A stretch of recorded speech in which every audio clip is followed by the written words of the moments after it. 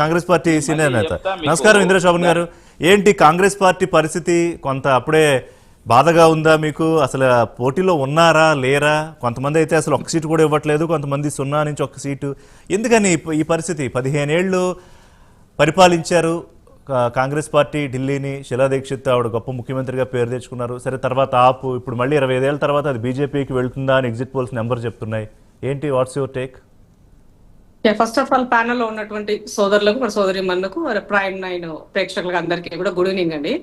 So ఇవాళ exit polls ఏమి ఇచ్చినప్పటికీ కూడా కాంగ్రెస్ కు ఉండే లైన్ కాంగ్రెస్ కు ఉంది. తప్పకుండా మాకి కూడా అంటే 4 ట్రయాంగిల్ లో ఉన్నదన్నది మాకున్నటువంటి ఇన్ఫర్మేషన్.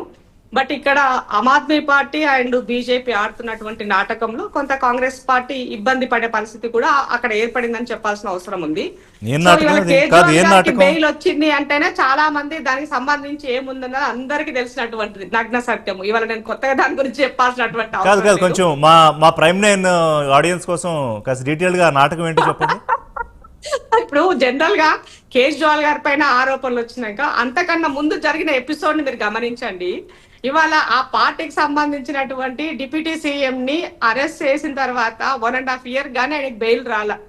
సో ఆమ్ ఆద్మీ పార్టీని ఏ రకంగా ఏ విధంగా వాళ్ళ చెప్పు చేతల్లో ఉంచుకోవాలా, దాన్ని ఏ విధంగా చేయాలా, ఎట్టి పరిస్థితుల్లో ఢిల్లీలో బీజేపీ దాని యొక్క పాగా వేయాలా, కాషాయం పాగా వేయాలన్నది వాళ్ళకు ఉన్నటువంటి ఇంటెన్షన్. దాంట్లో భాగంగానే కేజ్రీవాల్ ఏ రకంగా ఆ కేసులో ఇరికారో ఈ సమాజానికి తెలుసు. సో ఆయన చేసిన దానికి ఆయన అనుభవించే పరిస్థితి వచ్చింది కేజ్రీవాల్ గారికి.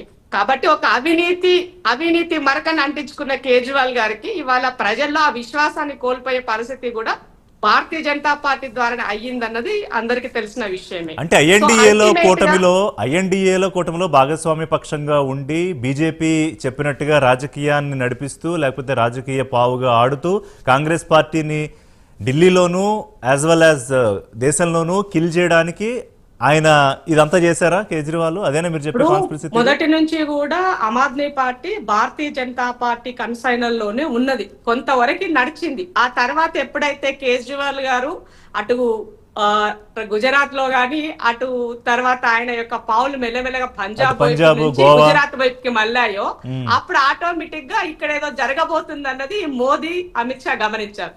ఆ నేపథ్యంలోనే ఇవాళ అల్టిమేట్ ఆ థియరీ నిజమైతే ఇప్పుడు చెడిపోయి ఉండాలిగా. ఆయన గుజరాత్ ఫ్లైట్ అటువైపు తిరగనంతసేపు ఓకే అనుకుందాం, తిరిగిన తర్వాత మరి చెడిపోయి ఉండాలిగా ఇద్దరికి. అంటే ఇప్పుడు అల్టిమేట్ గా వాళ్ళకి ఏంటి, ఇప్పుడు ఆమ్ ఆద్మీ పార్టీ అనేది ఒక ఢిల్లీకే పరిమితం అవుతుందని వాళ్ళు ఊహించినటువంటి విషయం. అనూహ్యంగా అది పంజాబ్ పోయింది, పంజాబ్ నుంచి గుజరాత్ అలా పాగాలో అడుగుపెట్టింది. అది వాళ్ళకి అది మింగులు పడల.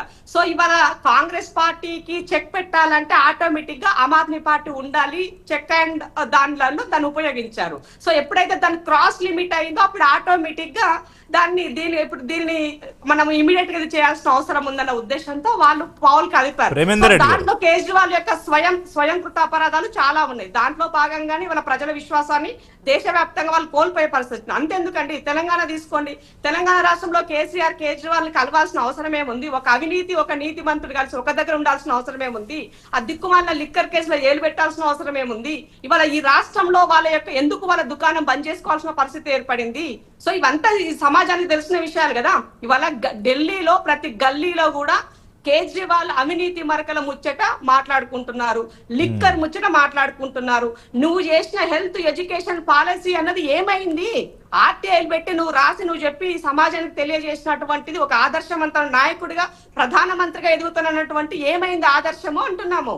సో ఇవాళ మాలాంటి చదువుకున్న ఎడ్యుకేటెడ్స్ చాలా మంది కూడా ఏమంటారు, ట్రాన్స్పరెంట్ పాలిటిక్స్ లో ఉండాలనుకుని మిమ్మల్ని నమ్మి వచ్చిన పరిస్థితి ఏం చేశారో తెలిసింది కదా. ఇంకెంతకన్నా ఏం కావాల సాక్ష్యం మీకు? కాబట్టి కేజ్రీవాల్ గారు తనకి తానే శటకోపం పెట్టుకున్నాడు అన్నది అందరికి అర్థమైపోయింది.